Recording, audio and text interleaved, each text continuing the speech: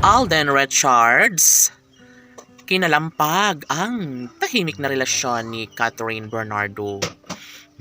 Ito na nga ba ang sinasabi ng mga netizens na dapat ay sa mas lalong madaling panahon ay magkaroon na ng magandang pagdesisyon si Catherine at Alden Richards tungo sa kanilang pagkakatuluyan. Nais lamang ni Catherine at Alden na gawing habang buhay na magiging maligaya, bunga ng kanilang pagmamahalang nagbibigay saya at kaligayahan sa lahat.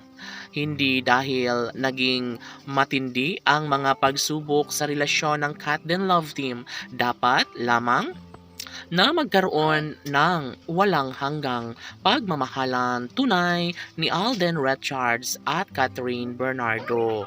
Tanggap na ni Catherine kung anuman ang magiging kahahantungan sa kanilang pagmamahalan ni Alden Richards.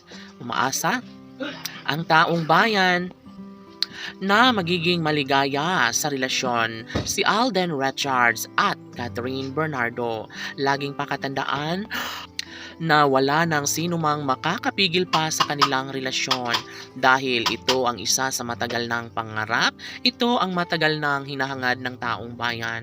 Siyempre, lahat ay nangangarap ng habang buhay na pagmamahalan. Si Alden at Catherine ay deserve na magiging happy habang buhay.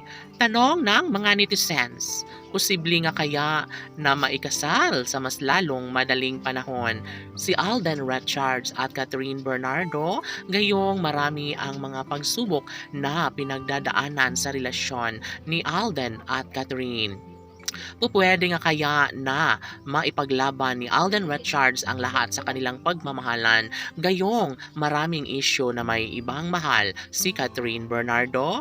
Oh my God, dapat lamang na gawing makatotohanan ng lahat dahil patuloy na naghihintay ang taong bayan. Umaasa sila na sana'y balang araw ay magiging isang tunay na Mrs. Richards na si Catherine Bernardo. Alam nyo ba na sobrang masaya ang lahat dahil ito lamang ang isa sa matagal lang hinahangad ng taong bayan. Isa lamang ang hangarin ni Alden at Catherine, yun ay ang magkaroon ng walang hanggang pagmamahalan. Sana'y wala nang makakapag hihiwalay sa dalaga at binata dahil sila umano ang nararapat para sa isa't isa. Sila umano ay deserve na lumigaya hanggang sa pagtanda. Sabi nga ni Alden Richards na ipaglalaban niya at mamahalin niya habang buhay ang pretty girl na si Catherine Bernardo. Laban!